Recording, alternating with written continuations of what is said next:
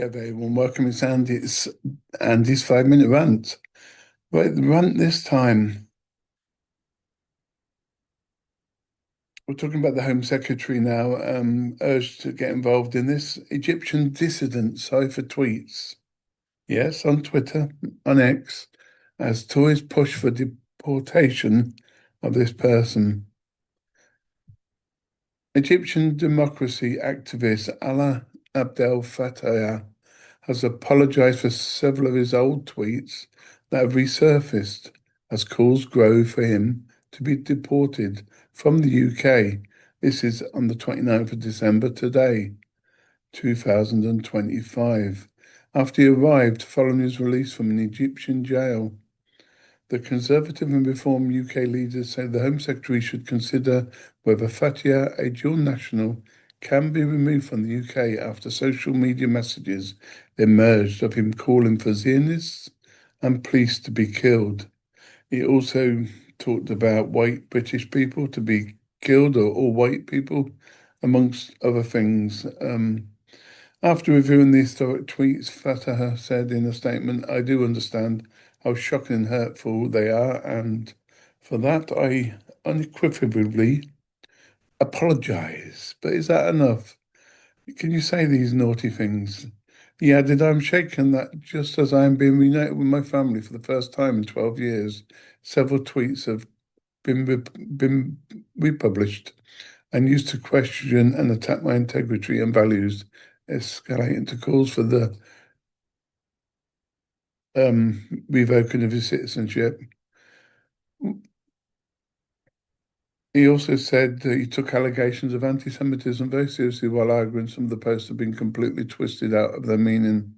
So KIER Starmer was criticised for saying he was delightful by Fatah's arrival in the UK on Friday, 3 months after he was freed from an Egyptian prison. Yeah, so everyone's really up in arms over this. Starmer seems to be happy, but let's remind ourselves, and this is where we'd like you to comment, share, and subscribe on YouTube, please. Remember Peter Lynch, 61.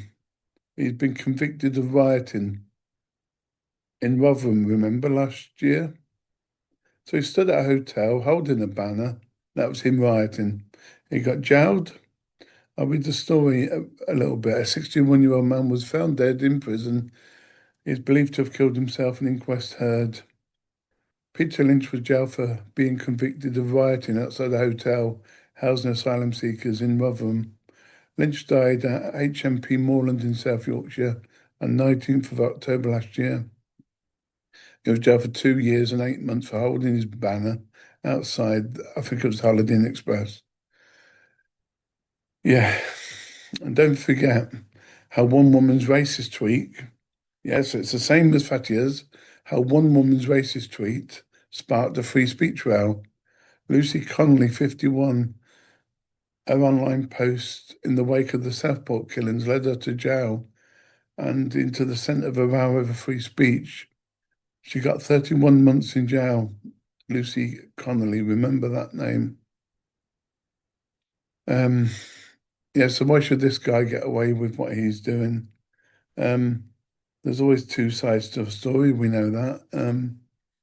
But yeah, let us know what you think in the comments. Thank you, and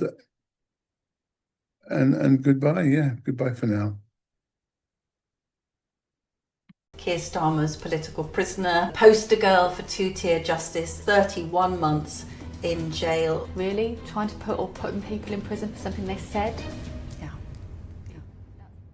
Have you been KIER Starmer's political prisoner? Absolutely. He needs to practice what he preaches. I think, he's a human rights lawyer, so maybe he needs to look back at what people's human rights are, what freedom of speech means, and what the laws are in this country. It was very much, oh, well, if you're bothered about children being murdered, you're a right-wing, you're far right. That's not, people are going to be and are entitled to be upset, deeply upset about the unnecessary death of children. I would not be more offended by an offensive tweet than I would be upset about a child losing their life.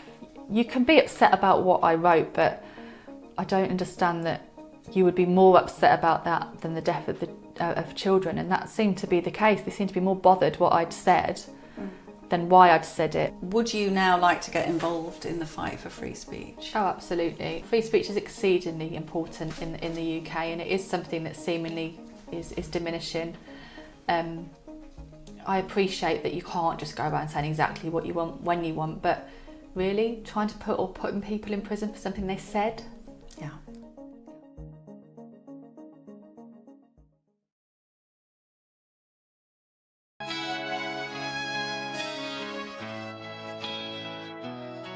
From one grandfather to another, you stood not for yourself, but for those yet to be, a future of hope for your grandkids to see.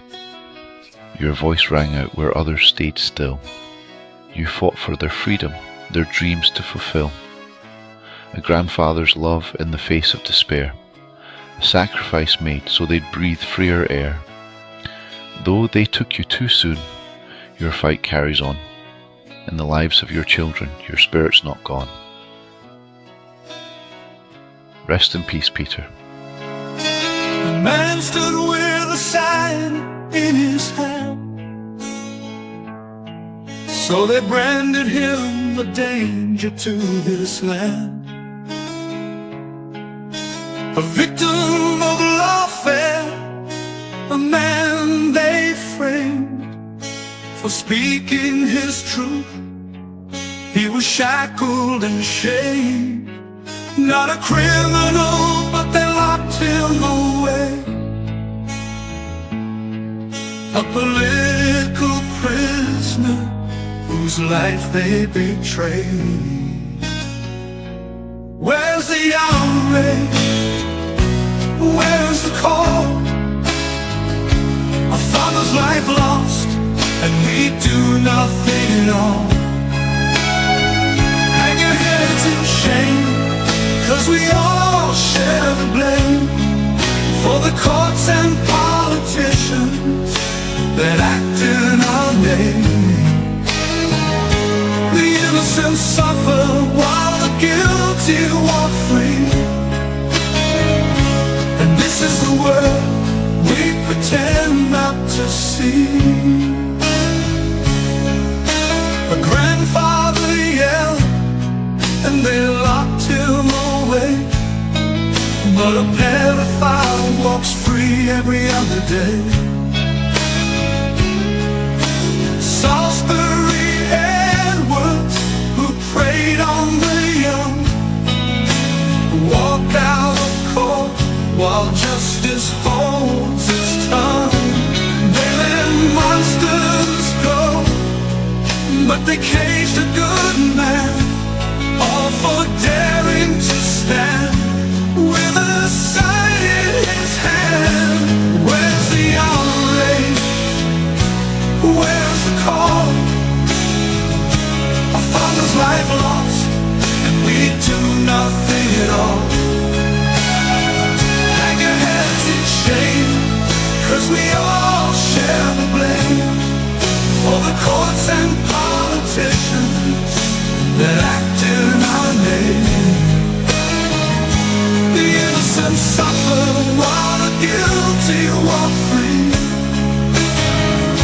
and this is the world we pretend not to see.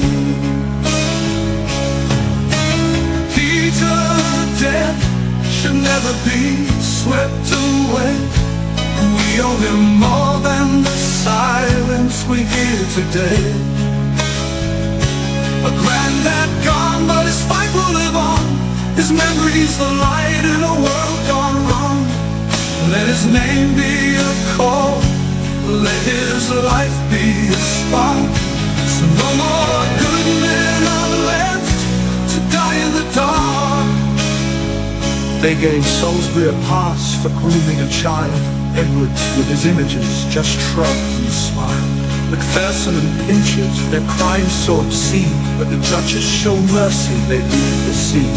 Meanwhile, the grandfather is gone, buried in shame, for holding a sign that spoke the system's name.